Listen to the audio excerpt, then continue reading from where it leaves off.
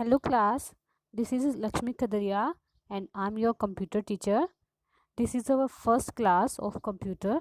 So in this class we will discuss about the syllabus and chapter first. Right? So let's start.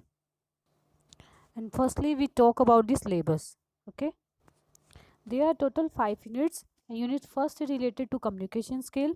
Second unit is self-management skill. Third is information and communication technology skill. Fourth is fourth is entrepreneurial skills, and fifth is green skill. Right? These are the part A, and then second part is part B. There are also 5 units. First unit is introduction to IT and IT's industries. Second unit is related to data entry and keyboard skills. Third unit is digital documentation. Unit fourth is related to electronic spreadsheet, and unit fifth is related to digital presentation.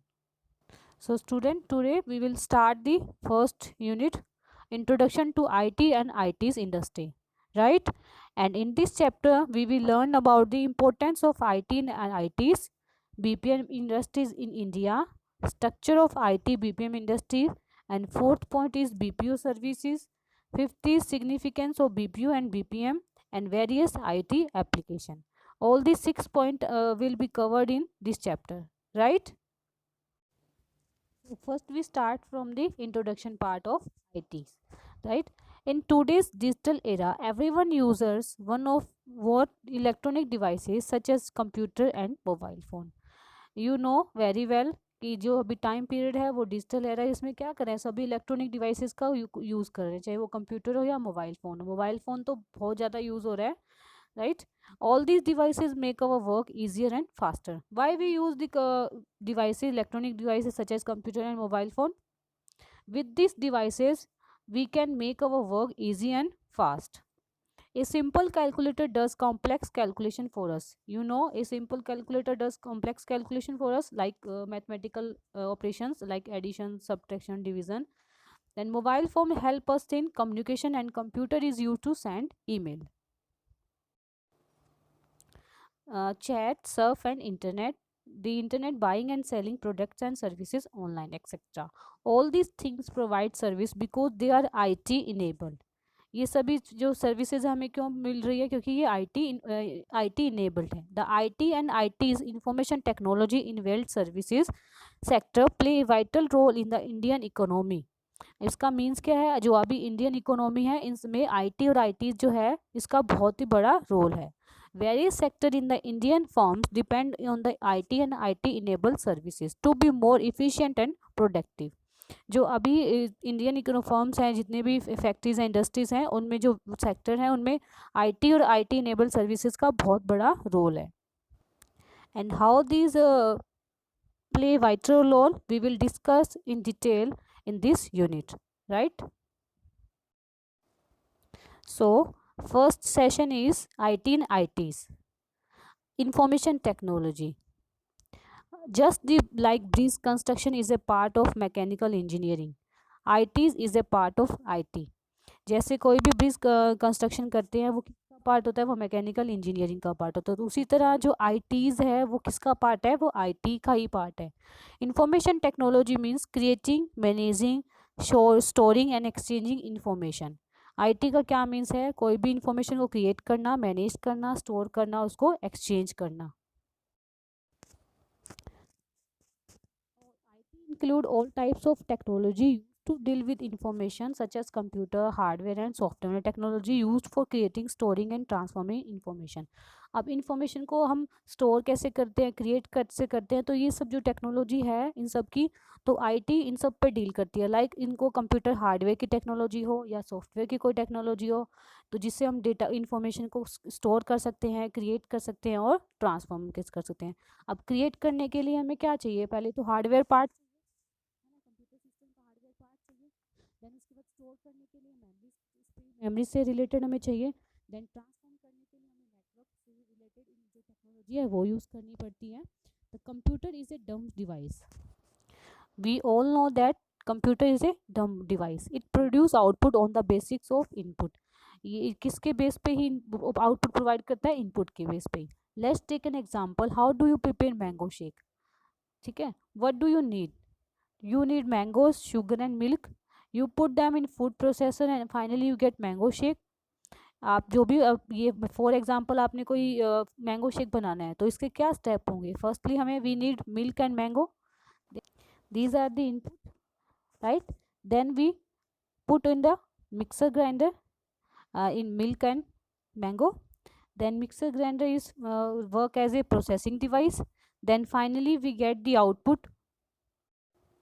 Then same as computer is also working input processing and output cycle. IPO cycle. I stand for input, P stand for processing and O stand for output. तो सबसे पहले हम computer को input देते हैं with the help of input devices, then computer work on process on it with the help of processing device, then output with the help of output device, right। तो ये जरूरी, इसके अलावा भी हम एक एग्जांपल ले सकते हैं, वॉशिंग मशीन का ले सकते हैं, है ना। पहले हम क्लॉथ होते हैं, उसके बाद हम वॉशिंग मशीन में वो प्रोसेसिंग होती है, देन उसके बाद हमें जो वॉश क्लॉथ है वो हमें मिल जाते हैं। तो कंप्यूटर भी मशीन है और वो भी इसी तरह वर्क करती है, input out processing and output पे, राइट स्टूडेंट। उसके बाद IPO cycle, you can enter the number of person and date of the date of birth, which are the data fact that are to be fed out to the computer। Means आपको अपनी numbers of person है उसकी उनका enter data करना है, उसकी date of birth enter करनी है, तो आपने एंटर की। But if you want to know how many person are eligible to cast vote, then you need to process it. तो आपको जानना है इनमें से कितने पर्सन जो है वो एलिजिबल है वोट करने के लिए। First you have to calculate the age, then select who is above 18 years and then start counting. तो सबसे पहले उसके लिए क्या करोगे, उसके बाद है उस सब जो प्रोसेस हो जाएगी उसके बाद हम रिजल्ट जो आएगा उसमें पता लगेगा कितने जो पर्सन है वो एलिजिबल है। द प्रोसेस टेक्स टाइम, ये जो प्रोसेस होती है वो टाइम लेती है। The whole process is done by computer and the result is shown on the screen within few second. ये जो सारी प्रोसेस है वो कंप्यूटर करने के बाद जो रिजल्ट होगा वो हमें स्क्रीन पर प्रोवाइड हो जाएगा with in few second. Input process and output, input में हम क्या प्रोवाइड करते हैं, डेटा, जो हमारा फैक्ट होता है, रॉ डेटा होता है उसको हम प्रोवाइड करते हैं। देन उसके बाद उस डेटा पे प्रोसेस कौन करता है, computer with the help of processing device. And then finally we get the output and in the output field we get the information. ठीक है, हमने उसको जो रॉ डेटा है वो प्रोवाइड किया, देन उसके बाद वो हमें इंफॉर्मेशन प्रोवाइड करेगा। The number X is information that can be used to take decision like how many people will be voting and how many polling booth will be required।